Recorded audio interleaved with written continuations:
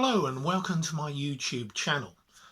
I'm going to show you next some video that was actually taken out in Florida, Animal Kingdom Safari, back in 2019. The gimbal in question is this one here, which is a VILTA-M. All gimbals are roughly the same. They're how to actually keep your actual camera steady as possible. And this was definitely the case in this actually ride, which is more or less an open back truck with seats on, and I don't think I would have been able to actually record this video footage, at least to have it stable enough to actually be watchable. Anyway, here is the actual video in its entirety. Please leave your comments below if you like the video and if you would like to see more videos which I have recorded using my gimbal. It's nice here.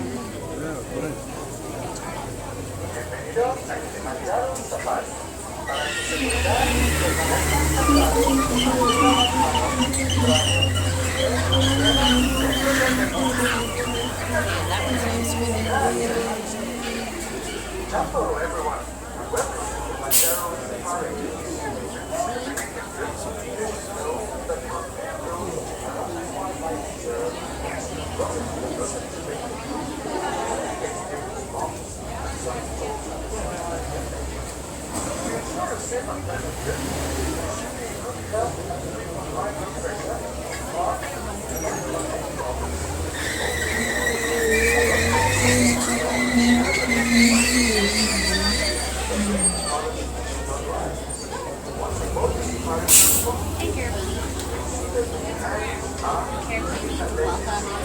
Welcome aboard, friends.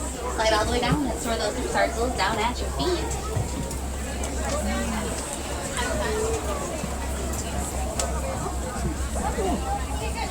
Alright guys, remember just got me to be on next truck with on the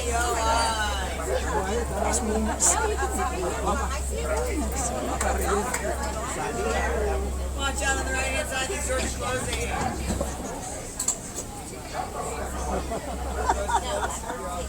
Alright, that's how she's on a warden.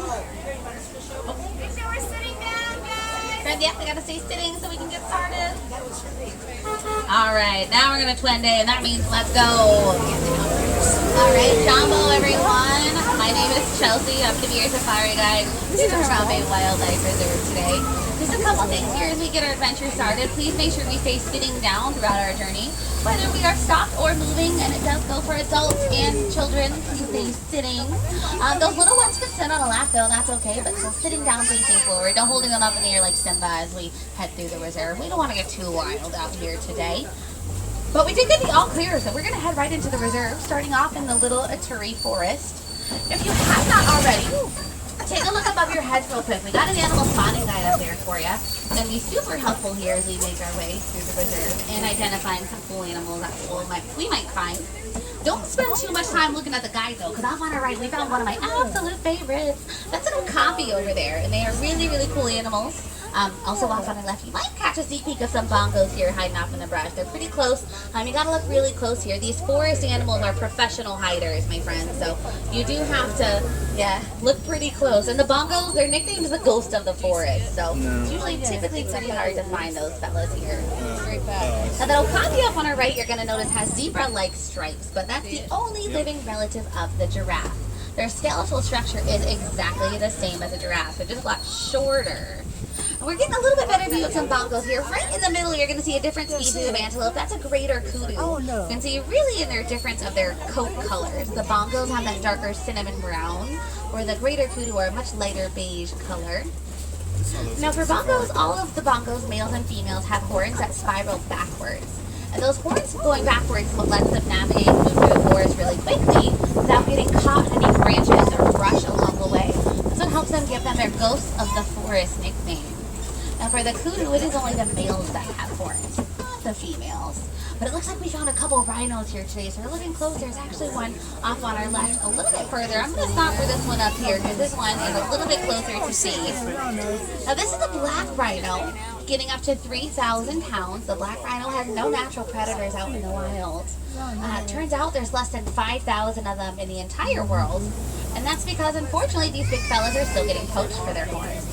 And it started off because of humans. We thought their horns held medicinal properties. We couldn't be more wrong here, friends.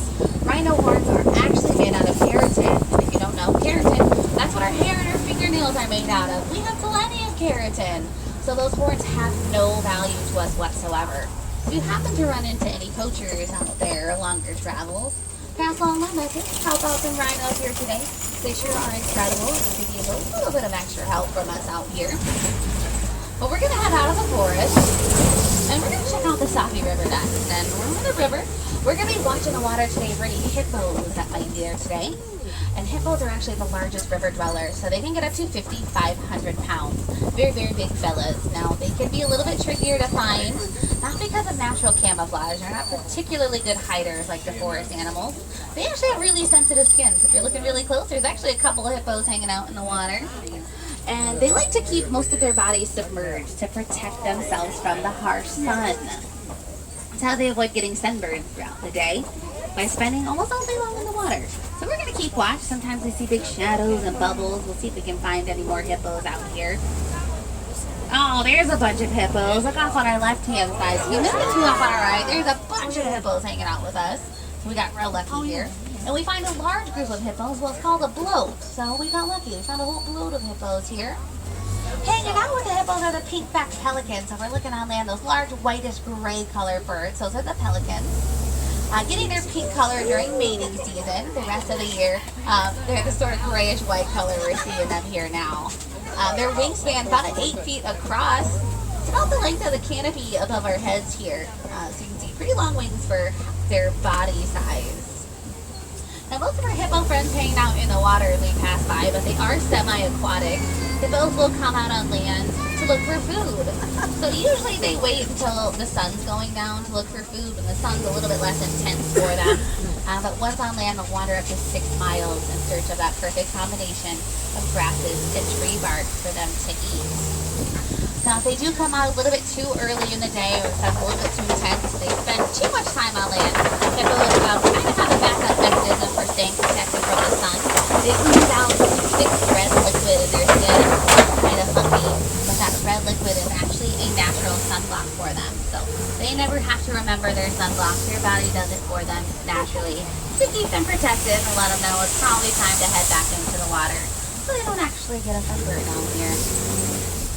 We have left the river, and our next stop is the savannah, which is the largest area here on our reserve, and we are going to spend a whole bunch of time out there, find some pretty cool animals. Looks like we can see some giraffe even from up here.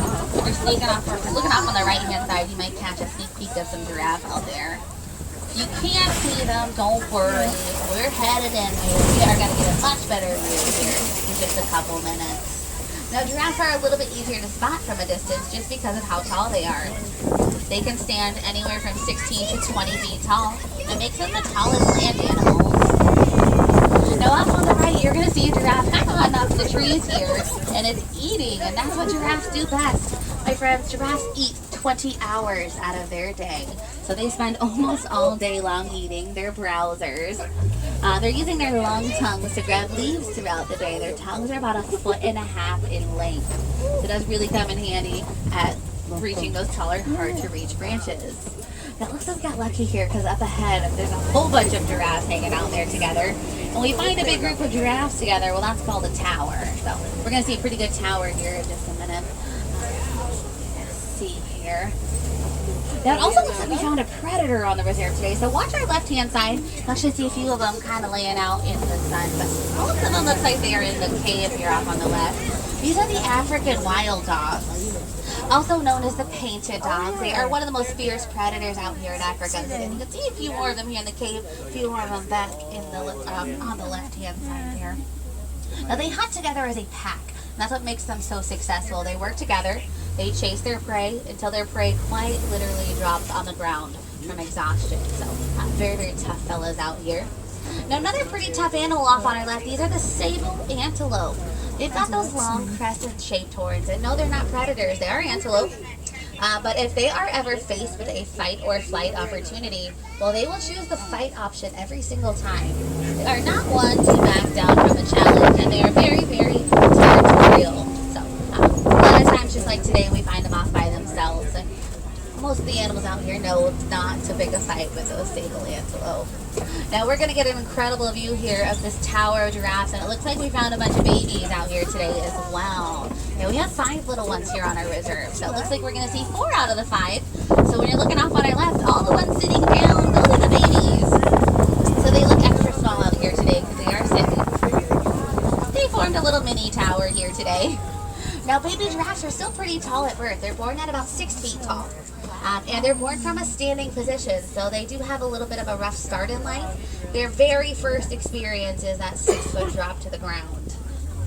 Now they do learn very fast. They're up and running with mom and the rest of the tower within 1 hour of being born. To keep up, they don't want to get lively noise. Now keep an eye out. This one on our right, I believe, is sticking his tongue out quite a bit. You might catch a glimpse of that long tongue we were talking about. The little ones do it out here a lot as well. Now you're going to see that long tongue and the weird dark color it is. It's that dark grayish purple. Watch this big guy here off on the left using it to try to get those tall leaves up there. Now that dark color is actually sunblock protection for the giraffes. That's how they avoid getting a sunburned tongue throughout the day. So super helpful for them here. Now you might notice with their spotted pattern, a little bit more of a rough jagged edge that you're probably used to seeing in pictures and things.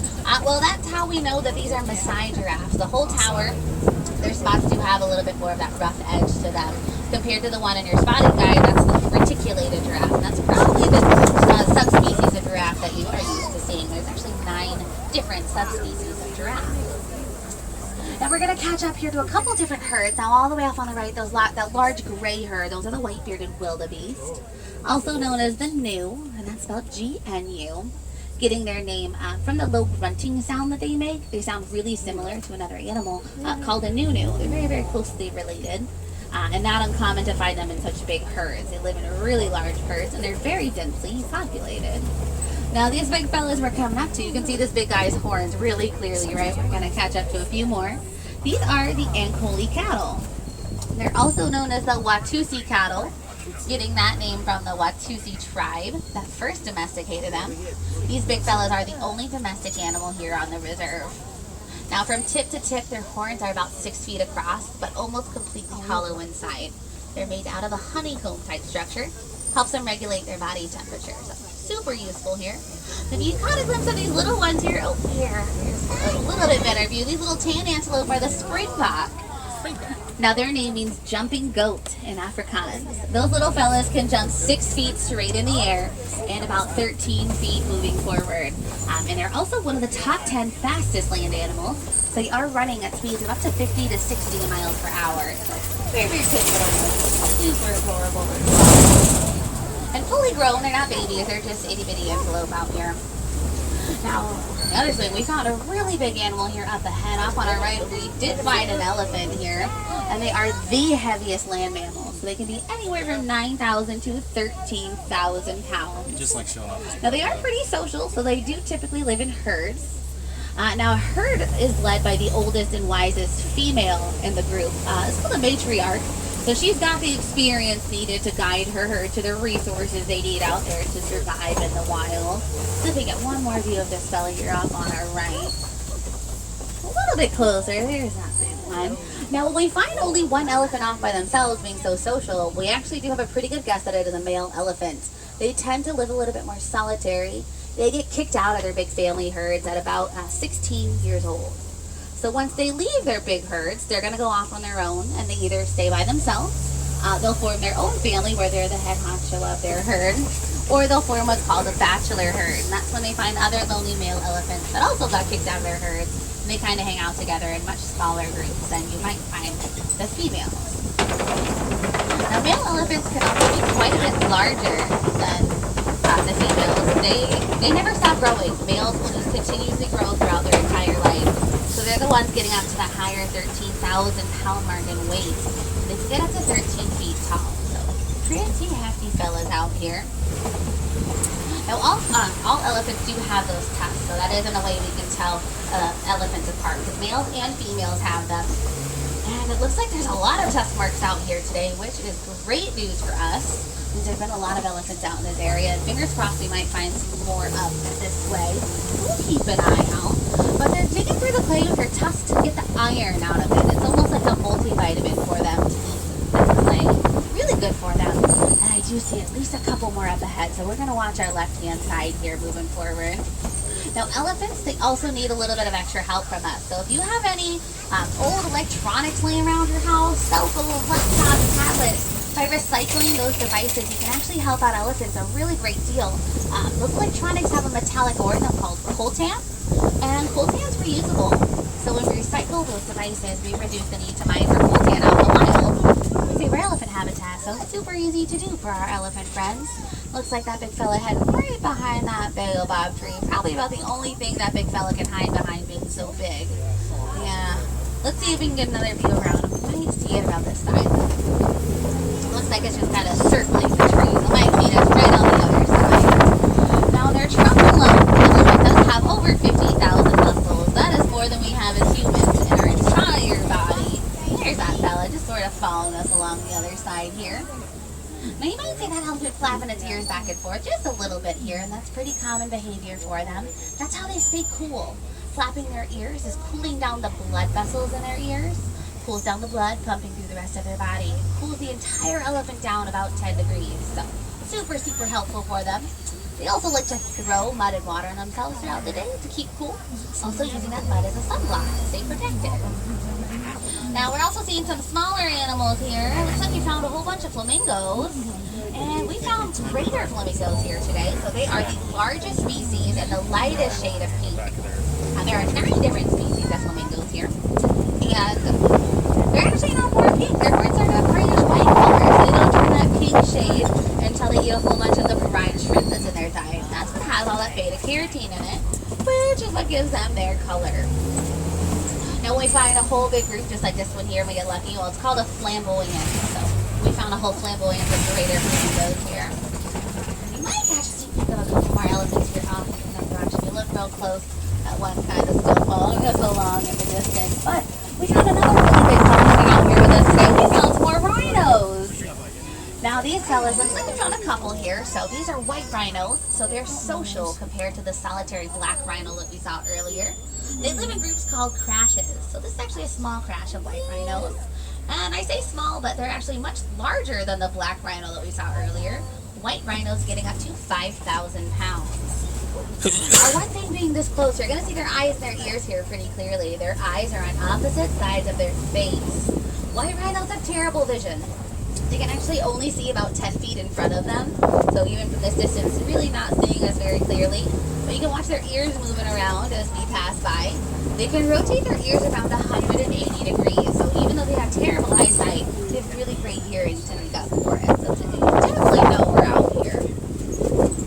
Now they also really like the mud, kind of like the elephants. They just like to take mud baths throughout the day though. So they'll kind of roll around in it. But they're using it the same way. They're using the mud to protect them from the sun, from pesky bugs out there, and just to stay cool when it gets toasty. Now we're watching the left-hand side here because I've seen cheetahs prowling around these hills before. They're a little bit harder to find since they are so quick. The fastest land animals, they run at 6 times. Most other predators do, but the cheetahs have a black teardrop by their eye that helps them out. Kind of reflects sunlight, so using that with their speed makes them much better at hunting during the day. And they can actually purr just like a house cat does. Now, larger cats like lions, they can't purr anymore. And it looks like we found at least one sleepy lion here today. Looking right in the middle, there's that big fella here. Lions are the largest African cat, so they actually weigh in at about 500 pounds. That mane of hair around his face weighs about 40 pounds all by itself, so he's a pretty hefty fella. Females not too far behind in weight, typically. Now, they are nocturnal, and they sleep all day long. You can see a lion sleeping anywhere from 18 to 20 hours on any given day.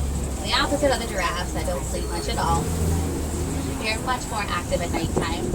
They are social too, so they live in prides. And while a pride is male-dominated, it is the females that do the hunting. The males stay back to protect their territory and any cubs that might be in their pride. Looks like a few more white rhinos are hanging off on our right, but we're going to see them again here. So let's come around and get a better view from the other side. See if we can find any more lions. Remember, they are social, so we might see a few more. Looks like just that big guy napping somewhere for us to see. I don't see anyone else hanging out here with him today. Now lions, their vision is 6 times more powerful at night than it is during the day, so they are much better at hunting at nighttime. The females go out to hunt as a group, they bring back their food, and the males, they end up eating first. Then the females and the cubs, they get whatever's left over. Yes, warthogs, there's a few of them hanging out there in the back, lots of burrows here, and they are the largest burrowing animals. If they get spooked, they'll get back straight into their burrows with their razor sharp tusks sticking out for protection. And they do live in groups called sounders. So we got a pretty good sounder here today. Now we're catching up with those rhinos, but it looks like we found a bontebok, so a little antelope here called a bontebok, and an ostrich. Now this is a female ostrich we found here today. We can tell by the color of her feathers. Ostrich feathers, the females have that lighter gray color. Males have really dark black feathers, so they're pretty easy to spot the difference. And yeah, they're the largest birds, and they do lay the largest eggs. Those are ostrich eggs off on our right-hand side. So we found an ostrich and a nest of eggs. Now, even being birds, ostrich actually don't fly. They run, using their wings to steer themselves while they run along. Running at about 45 miles per hour, or 40 miles per hour, they can actually outrun a white rhino that only charge about 35 miles per hour. So they have a beat by just a little bit. Now those large eggs that we saw, they're actually pretty tough and pretty big, being the largest egg. They're about 3 pounds each, and that is roughly the equivalent of 2 dozen chicken eggs. When you compare the two, they are really strong. So you can stand a 250-pound person right on top of one of those eggs without cracking them even a little bit. So very, very tough. Now, looks like we're going to see one more animal here on our way out. This is the last area on the reserve, but on our left, we found a scimitar horned oryx. Now, they are typically desert dwellers, so they can go 9 months out of the year without drinking a single drop of water. So they get all of the water that they need just from the vegetation that they're eating throughout the day. And being desert dwellers, they're also really good at conserving their water. They won't start sweating until their body temperature reaches 115 degrees. So they are all set up for that desert life. Even their white coat helps them reflect sunlight to keep their body temperatures down so they don't start sweating until they absolutely have to. Now friends, we have reached the edge of our reserve, so we're going to be getting you back into Harambe and along your way. But the good news, you're still in Animal Kingdom, so don't let your adventure stop here with me. There's a lot of cool opportunities ahead of you if you want to see some more wildlife along your travels. So if you haven't done the 2 really big walking trails, right next to us in Harambe is the Gorilla Falls Exploration Trail, and then over in Asia is the Makaraj Jungle Trek. Both closing at 6:45. You have plenty of time here, friends. But again, it is earlier than the rest of the park, so just don't wait too long. But they are self-guided, and they don't have any wait time to walk right through. You take as long or as little as you'd like. Then also in between fast passes, just keep an eye out whenever you're walking through the park. You never know what cool animals you might find along the way. And also, if I have any coffee drinkers on board like myself, and you haven't checked out our Starbucks, it's called Creature Comforts here in Animal Kingdom. You can actually save some cool animal and get caffeinated at the exact same time here. So again, if you like coffee, try a beverage called a flat white. When you buy one here, it's like a fancy latte. It will automatically go towards saving a really cool animal called a cotton top tamarin. And they're itty bitty monkeys, and you can see them over in Discovery Island. So they're pretty cute, pretty adorable. Part of the proceeds from that beverage automatically go towards keeping them out of the illegal pet trade and saving them.